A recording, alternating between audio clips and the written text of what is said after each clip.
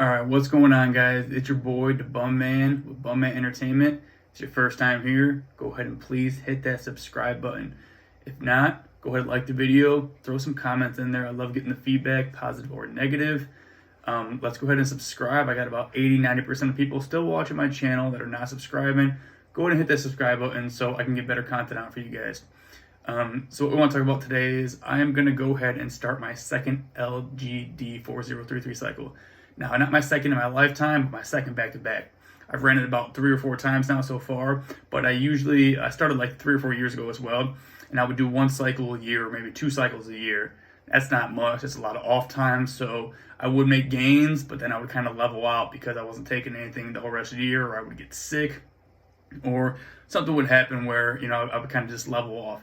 So this is the first time I did a 7-week cycle. I did 2-week PCT, took about 3-4 weeks off, not of the gym, just off of everything to recoup. Everything stayed good. I still feel pumped. I still got that swole look. I mean, my veins are still showing, my shoulders are still capped, my chest is still pumped. I still had that full feeling like I did when I was on LGD. So I had another bottle. I'm going to go ahead and push that for another 7 or 8 weeks, as long as it lasts. That's the way I like to run my cycles. I just like to use 1 whole bottle. And it's, I believe it's 20 milligrams per milliliter, and it's a 30 ml bottle. So I'm doing 10 milliliters, so it should last me about 60 servings, is what I'm planning for. Sometimes I'll take a little more, maybe 12 and a half, I might up it to, but I'm gonna try and stay around 10 to 12, 10 to 13 milliliters. It's kind of hard to tell with the dropper here and there, but like I said, I still feel and look full. I still feel good. I started, today's Wednesday. I started on Saturday, actually, so I'm a couple days in. I already hit legs, chest, and back, and chest, I threw up 315. That's the puppies.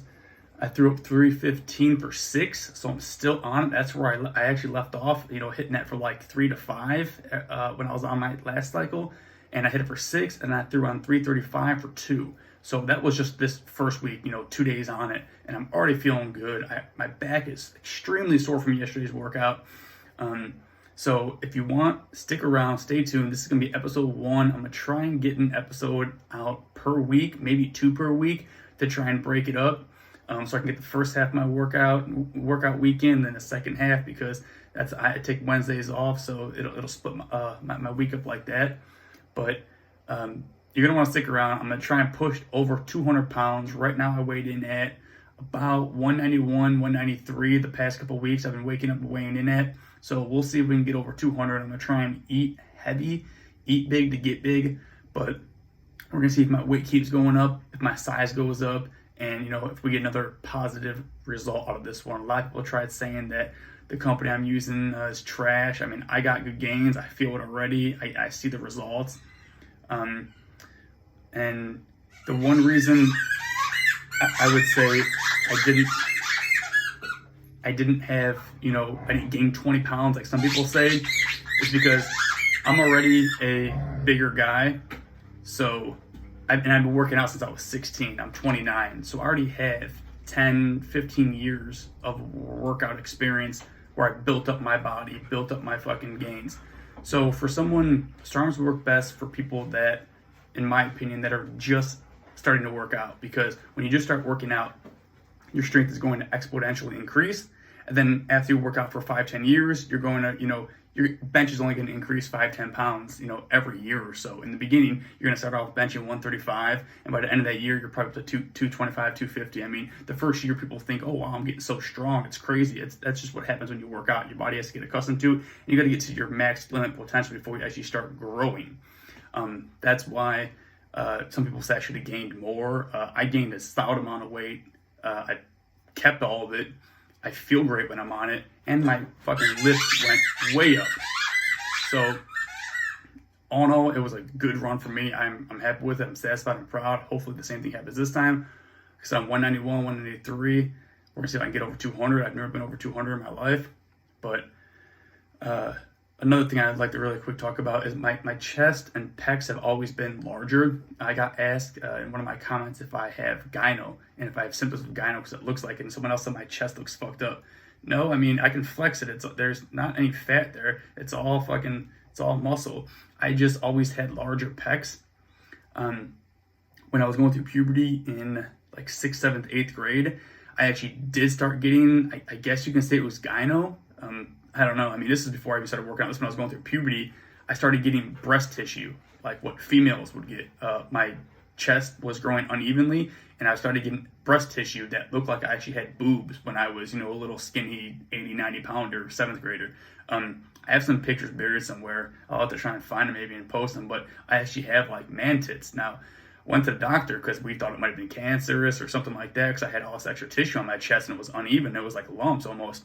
And the doctor said, yeah, it was because my hormones were kind of thrown off, and it was kind of like I was growing tits, I guess, bitches, like a female. He said usually that happens in overweight or fat guys. They get that extra tissue there. And if you just have like a hormone imbalance. So it did end up leveling out. Like my chest is the same because my left chest was a lot bigger.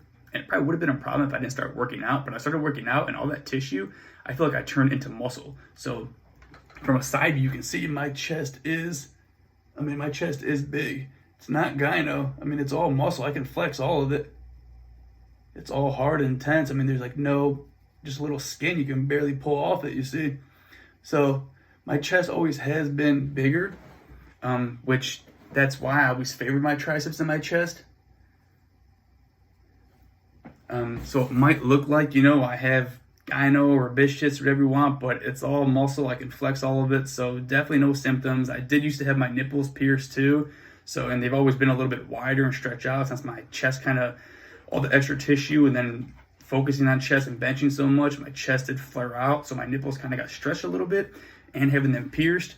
So definitely they've been this way since, I started working out, and even before. My nipples have been that same way. So definitely no signs or symptoms of gyno. No acne. I've never had bad acne on my face or my back. No acne, no hair loss or anything like that. Like I said, this is just for my first run, a couple runs that I've had. Maybe a little bit of aggression or, loss of a little suppression, lost test levels, but nothing that's, unbearable or too noticeable. Just something that you can, very lightly notice.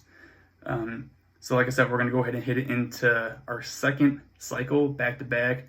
I'm going to try and take some videos of my lifts too. It's usually hard for me too, but I'm going to try and get some videos of my lifts in so you guys can see the way I work out my lifts.